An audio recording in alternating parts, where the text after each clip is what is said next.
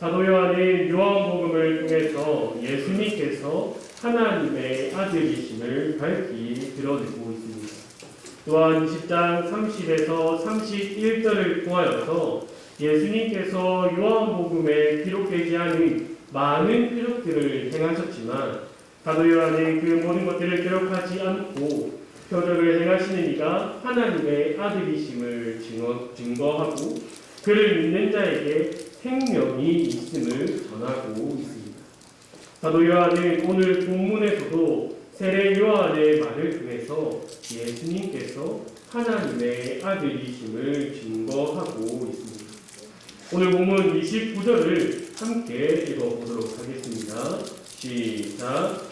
이튿날 요한이 예수께서 자기에게 나아오심을 보고 이르되 보라, 세상 죄를 지고 가니 하나님의 어린 양이로다. 아멘.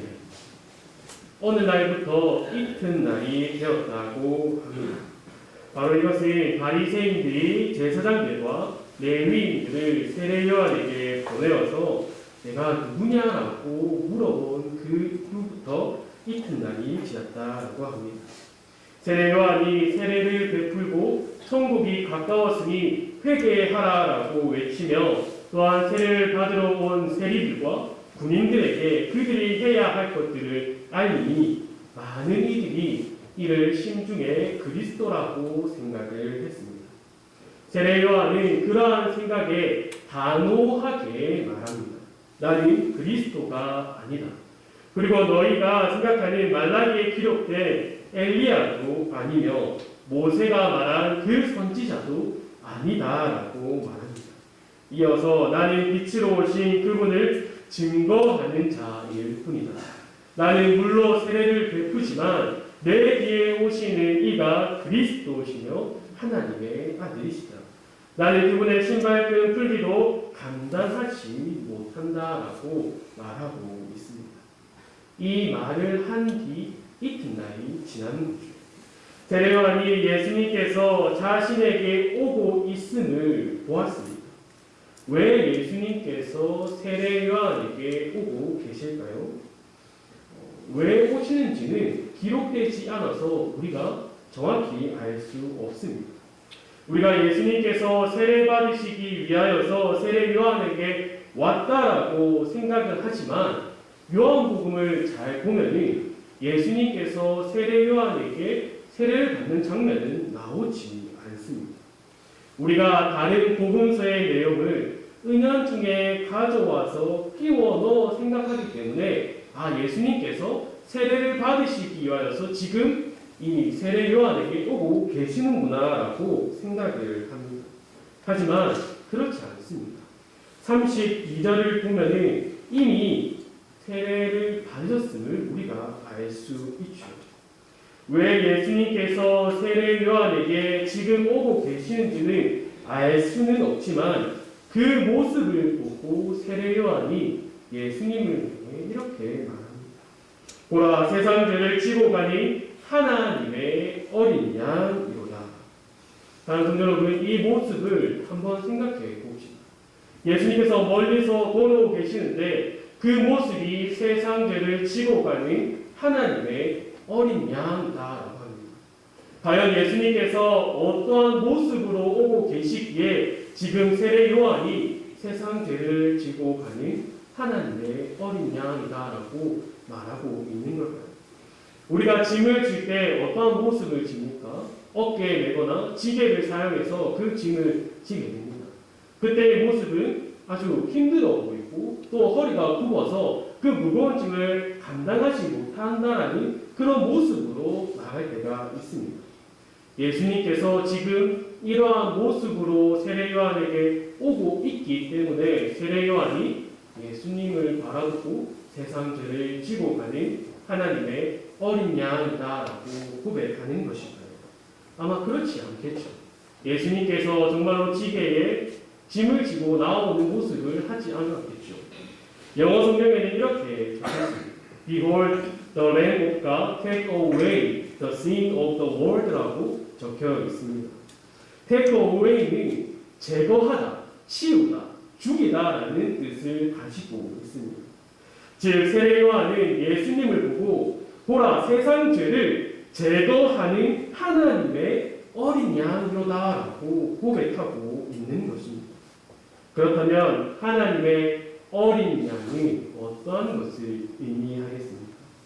아마 많은 이들이 이 세례 요한의 고백을 듣고 바로 6월절의 어린 양을 기억했을 겁니다. 출애굽기 12장을 함께 보도록 하겠습니다. 21절에서 23절을 함께 읽어보겠습니다. 시작. 모세가 이스라엘 모든 장로를 불러서 그들에게 이르되 너희는 나가서 너희의 가족대로 어린 양을 택하여 6월절 양으로 잡고 우슬초 묶음을 가져다가 그릇에 담은 피에 적셔서 그 피를 문 뒷방과 좌우 솔주에 뿌리고 아침까지 한 사람도 자기 집 문 밖에 나가지 말라. 여호와께서 애국 사람들에게 재앙을 내리려고 지나가실 때에 문 뒷방과 좌우 문설주의 피를 보시면 여호와께서 그 문을 넘으시고 멸하는 자에게 너희 집에 들어가서 너희를 치지 못하게 하실 것이니라. 애굽 사람에게만 재앙이 내린 것이 아니라 애굽 땅 전체에 하나님의 재앙이 내렸습니다. 그 중에 이스라엘 백성들은 6월절 그 어린 양의 피로 인하여 그 재앙을 피할 수 있었습니다. 바로 이 6월절의 어린 양, 구약시대에 나왔던 그 그림자가 이제는 실체로서 나타났습니다. 말씀이신 하나님께서 지금 이 땅에 인간의 몸을 가지고 오셨습니다. 세례 요한은 이것을 보고 세상 죄를 짊어지고 가는 하나님의 어린 양이다. 세상 죄를 제거하기 위하여서 오신 바로 하나님의 어린 양이다라고 지금 증거하고 있는 것입니다. 사도 요한이 요한복음의 시작을 태초에 말씀이 계신다라고 시작하고 있습니다. 우리는 이것을 보면서 창세기를 떠올리게 되죠. 하나님께서 만드신 완벽한 세상에 사람의 불순종으로 인하여서 죄가 들어왔습니다. 사람은 그 죄를 감당할 수 없었습니다. 오직 죽음밖에 없었습니다. 그래서 그 죄를 없애기 위해 말씀이신 하나님께서 이 땅에 사람의 몸으로 오셨다라는 것을 말하고 있는 것이죠. 세례 요한이 이 사실을 처음부터 알고 있었던 것이 아닙니다. 31절 1절과 33절에 똑같은 말이 반복되고 있습니다. 나도 그를 알지 못하였으나. 그렇다면 그가 어떻게 예수님을 알게 되었습니까? 33절을 한번 같이 읽어보도록 하겠습니다. 시작. 나도 그를 알지 못하였으나 나를 보내어 물로 세례를 베풀라 하신 그이가 나에게 말씀하시되 성령이 내려서 누구 위에든지 머무는 것을 보거든 그가 곧 성령으로 세례를 베푸는 이인 줄 알라 하셨네. 하나님께서 알려주시고 예수님께서 세례를 받으실 때에 지금 32절에서 말하는 것처럼 성령이 비둘기 같이 하늘로부터 내려와서 그의 위에 머무는 것을 보았습니다. 그때 비로소 세례 요한이 이분이 예수님이시다. 이분이 하나님의 어린 양으로 오신 그 말씀이신 하나님이시다라는 것을 깨달았다는 겁니다. 그 세례 요한조차도 하나님께서 알려주시기 전까지 예수님을 알아보지 못했습니다. 하나님께서 알려주시고 깨닫게 하셔야지만이 그 예수 그리스도를 알 수 있었다는 겁니다. 그리고 그가 그것을 경험하고 난 뒤에 나의 구주라고 고백하고 증거할 수 있었습니다. 세례 요한이 한 번만 예수님을 하나님의 어린 양이라고 말하지 않습니다. 36절에서 예수님께서 거니심을 보고 자신의 두 제자들에게 다시 한 번 더 말합니다. 보라 하나님의 어린 양이로다. 그 말을 들은 두 제자가 어떠한 행동을 합니까? 바로 예수님을 따라갑니다. 자기 스승이었던 그 세례 요한을 놔두고 예수 그리스도를 따라가는 것이죠. 그 두 제자가 계속해서 따라오는 것을 예수님께서 보시고 그들에게 물어보십니다. 무엇을 구하는가? 말씀이신 하나님께서 이 땅에 빛으로 오신 그 예수님께서 은혜와 진리가 충만하신 예수님께서 두 제자에게 무엇을 구하냐라고 물으십니다. 두 제자가 어떻게 대답합니까? 랍비여 어디 계시오니까?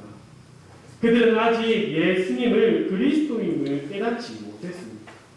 자신들의 스승인 세례 요한이 예수님께서 자신보다 더 큰 자이며 하나님의 어린 양이라고 증거하기에 예수님께서 어떠한 가르침, 세례 요한보다 더 큰 가르침을 주는 랍비, 선생이라고 생각하고 그를 랍비라고 불렀습니다.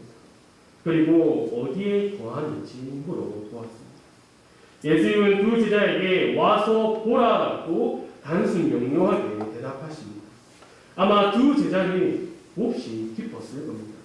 그리고 그날 예수님과 함께 거했습니다. 두 제자는 예수님과 거하면서 예수님과 깊은 교제를 나눴을 겁니다. 그들이 이때까지 가지고 왔던 신학적인 궁금증들과 자신들이 기다리던 그 메시아가 누구인가에 대해서 예수님께 질문을 했을 겁니다. 은혜와 진리가 충만하신 그 예수 그리스도께서 그들에게 모든 것을 알려주시고 풍성한 교제를 나눴습니다. 그 증거로 두 제자 중 한 사람이 안드레가 자신의 형제 베드로에게 가서 무엇이라고 합니까? 안드레는 더 이상 예수님을 랍비라고 말하지 않습니다. 메시아를 만났다. 내가 그리스도를 만났다라고 전하고 있습니다. 그토록 기다렸던 메시아를 만났고 그와 교제를 나누었으며 그 기쁨을 주체하지 못하고 자신의 형제인 베드로에게 가서 내가 메시아를 만났다. 너도 가서 그 메시아를 만나야 한다라고 하고 그를 데리고 예수님께로 나아가는 것을 볼 수 있습니다. 좋아하는 사랑하는 성도 여러분, 우리는 이 본문을 통해서 두 가지를 볼 수 있습니다. 첫째는 바리새인들과 세례 요한과 두 제자 모두는 하나님께서 말라기 선지자를 통해 약속하신 엘리야와 그리고 모세와 같은 그 선지자가 올 것임을 알고 있었습니다. 두 번째는 바리새인들은 예수님과 교제를 누리지 못하였고 하나님께서 그리스도를 깨닫게 해주시지 않았지만 세례 요한과 두 제자는 예수님과 교제를 나누며 하나님께서 깨닫게 해줘서 예수님을 이 세상의 죄를 제거할 하나님의 어린 양, 진정한 메시아임을 깨닫게 되었습니다. 이 두 분류의 사람들은 이후에 어떤 결론을 맞이합니까? 바리새인들을 비롯하여 예수님을 알지 못하는 이들은 세상의 죄를 제거하러 오신 예수님을 향하여 이렇게 말합니다. 요한복음 19장 15절입니다. 그들이 소리 지르되 없이 하소서 없이 하소서. 여기서 사용된 없이 하소서와 우리가 보았던 지옥하나는 똑같은 단어입니다. 그들은 세상의 죄를 제거하러 오신 그 예수님을 향하여서 세상에서 예수님을 제거하라고 말하고 있습니다. 외치고 있습니다. 이에 반해 예수님과 교제를 누리고 하나님께서 그리스도를 깨닫게 해주신 그 세례 요한과 두 제자를 비롯한 사람들은 끝까지 예수님과 교제를 나눕니다. 예수님께서 승천하신 이후에도 하나님의 말씀과 기도로 그들이 죽기 전까지 교제를 누립니다. 그들이 죽기 전까지 많은 유혹과 핍박 속에서도 교제를 누린 이유가 무엇입니까? 하나님의 어린 양으로 인해 세상의 죄가 없어졌음을 알았고 자신들의 죄 또한 없어졌으며 그로 인하여서 자신들이 새 생명을 얻어서 새 사람이 되었다라는 그 사실을 알기 때문이죠. 그래서 그들은 더 이상 세상에서 기쁨을 찾거나 위로를 찾거나 삶의 이유와 목적을 찾지 않았습니다. 오직 삼위 하나님과 교제를 통하여서 참된 기쁨, 참된 위로, 참된 소망, 우리가 살아가야 하는 이유, 목적을 찾았습니다. 주 안에서 사랑하는 성도 여러분, 여러분이 삼위 하나님과 교제를 나누고 계십니까? 이는 중요한 질문입니다. 삼위 하나님과 교제를 누림으로 참된 기쁨에 거하고 계십니까? 고난 가운데 있으면서 삼위 하나님과 교제함을 통하여서 참된 위로를 얻고 있습니다.